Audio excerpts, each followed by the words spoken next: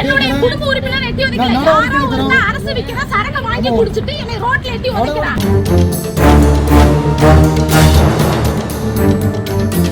விசாரிக்கிறோம், நடவடிக்கை எடுக்கிறோம்.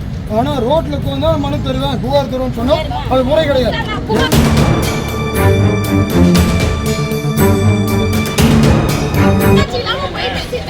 அதுக்கு முந்தின 2 மாசத்துல தான் கொலை நடந்தது. எனக்கு ஒரு கட்சியில நகர தலைவியா இருக்கேன். திருப்பூர் மாவட்டம் தாராபுரம் மையப்பகுதியில் அரசு மதுபான கடையால் ஏற்பட்ட விபத்து மற்றும் அதனைத் தொடர்ந்து நடந்த சாலை மறியல் போராட்டத்தால் பெரும் பரபரப்பு ஏற்பட்டுள்ளது. தாராபுரம் பூக்கடை கார்னர் பகுதியில் அமைந்துள்ள 3438 எண் கொண்ட அரசு மதுபான கடை அருகே மதியம் மது அருந்திவிட்டு போதையில் வந்த நபர் ஒருவர் அவ்வழியாக இருசக்கர வாகனத்தில் சென்ற செல்வராணி என்ற பெண்மணி மீது பலமாக மோதி விபத்தை ஏற்படுத்தியுள்ளார். நிலை தடுமாறி விழுந்த அந்த பெண்மணி போதையில் இருந்த நபரை தட்டி கேட்டபோது அந்த நபர் அப்படித்தான் வருவேன் என கூறி வாக்குவாதத்தில் ஈடுபட்டதுடன் பெண்ணின் வாகனத்தை எட்டி உதைத்து தள்ளிவிட்டு சென்றதாக கூறப்படுகிறது.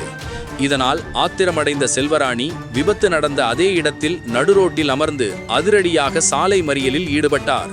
மக்கள் நடமாட்டம் அதிகம் உள்ள, குறிப்பாக பள்ளி மாணவ மாணவியர் செல்லும் இந்த பகுதியில் மதுபான கடையை அகற்றக் கோரி பலமுறை மனு அளித்தும் அதிகாரிகள் மெத்தன போக்காக செயல்படுவதாகவும், இன்று தனக்கு நேர்ந்த கதி நாளை பள்ளி சிறுமிகளுக்கு ஏற்பட்டால் யார் பொறுப்பு என்றும் ஆவேசமாக கேள்வி எழுப்பினார்.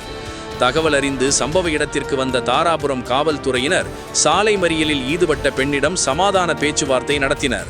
உரிய அதிகாரிகளிடம் பேசி மதுபான கடையை மாற்ற நடவடிக்கை எடுக்கப்படும் என தாராபுரம் காவல் உதவி ஆய்வாளர் உறுதியளித்ததைத் தொடர்ந்து சுமார் 1 மணி நேரமாக நீடித்த சாலை மறியல் முடிவுக்கு வந்தது. தாராபுரத்தின் இதய பகுதியில் ஒரு பெண்மணி தனி ஆளாக நின்று நடத்திய இந்த போராட்டம் அப்பகுதியில் பெரும் பேசுபொருளாக மாறியுள்ளது. அதுக்கு முந்தின 2 மாசத்துல தான் கொலை நடந்தது. இதே இந்த தெருவுல தான் நடக்குது. அந்த கொலையை மூடி மறைச்சிட்டாங்க. இந்த லைன்ல இத்தனை சிசிடிவி இருந்தும் அந்த ஃபுட்டேஜ் வெளியிடலாம் போலீஸ்காரங்க.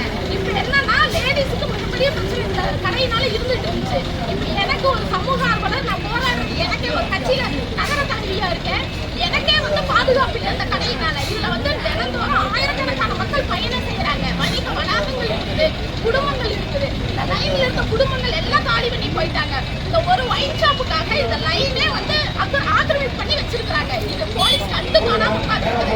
இந்த ரவுண்டானா போலீஸ் உட்காந்துருப்பாங்க. ஆனா காலையில 5 மணில இருந்து ஒரு பிளாக்ல சரக்கு ஓடிக்கிட்டு தான் இருக்கு.